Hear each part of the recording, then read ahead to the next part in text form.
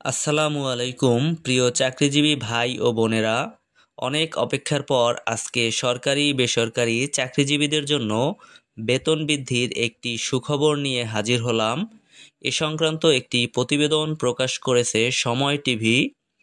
বিস্তারিত আলোচনায় যাওয়ার শুরুতে একটি অনুরোধ, ভিডিওটিতে একটি লাইক দিয়ে আমাদের চ্যানেলটি সাবস্ক্রাইব করবেন। সরকারি চাকরিজীবীদের বেতন ও করমুক্ত আয়সীমা বাড়ানোর সুপারিশ সিপিডির।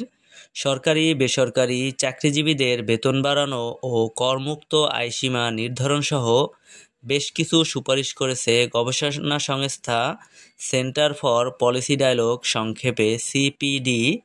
সংবাদ সম্মেলনে কথা বলেন সিপিডির নির্বাহী পরিচালক ফাহমিদা খাতুন। রোববার ১৬ মার্চ আসন্ন বাজেট সংক্রান্ত এক সংবাদ সম্মেলনে এসব সুপারিশ তুলে ধরে সংস্থাটি। জীবনযাত্রার ব্যয়ের চাপ সামলাতে সরকারি বেসরকারি চাকরিজীবীদের বেতন বাড়ানোর সুপারিশ করেছে সিপিডি। সেই সঙ্গে জুলাই বিপ্লবে আহত নিহতদের জন্য বাজেটে আলাদা বরাদ্দ রাখার প্রস্তাব করেছেন।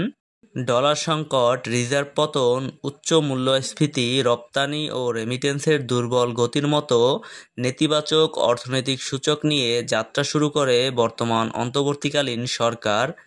এমন পরিস্থিতির কথা তুলে ধরে সিপিডি তার সুপারিশমালায় বলেছে, জ্বালানি তেলের দাম বাড়ানোয় মূল্যস্ফীতি উস্কে যাবে, এই চিন্তা থেকে সরে আসার পাশাপাশি বিদ্যুৎ ক্যাপাসিটি চার্জ বন্ধের কথা বলছে গবেষণা প্রতিষ্ঠানটি। এছাড়া সাধারণ মানুষকে স্বস্তি দিতে ব্যক্তিখাতে করমুক্ত আয়সীমা ৪ লাখ টাকায় উন্নীত করার সুপারিশ করা হয়েছে। রাজস্ব আয় বাড়াতে কর ফাঁকি বন্ধ ও সরকারের অপ্রয়োজনীয় ব্যয় কমানোরও সুপারিশ করেছে সিপিডি।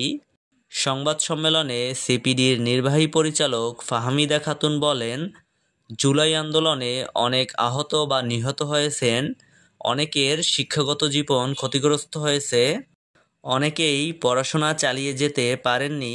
আমাদের প্রস্তাব হচ্ছে, অন্তর্বর্তী সরকার আগামী অর্থবছরের বাজেটে তাদের জন্য একটি বৃত্তি কর্মসূচি চালু করুক। সিপিডির সম্মানীয় ফেলো মুস্তাফিজুর রহমান বলেন, করমুক্ত আয়সীমা ৪ লাখ করা হলে নিম্ন আয়ের মানুষ উপকার পাবেন।